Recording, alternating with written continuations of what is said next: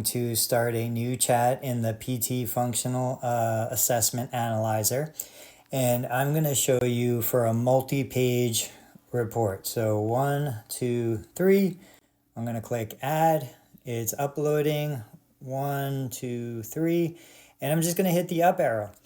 And now what it's going to do is it's going to analyze each of these 3 pages. It's going to give me the scores.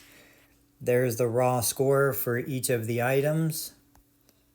You can see there's 14 scores, 14 items. Then it's giving me the current score for functional level. As an example, it says the patient is able to stand using hands after several tries, scored at a 2, prior level of function was a 4. It's always going to assume prior level of function was the highest level possible. And then it's going to give me my goal level of function. And of course, if you need to modify or change this in any way you can, if you want to add time frames for this, the EMR that I'm using, Hello Note, automatically has time frames in a separate box, so I don't want time frames in the narrative here.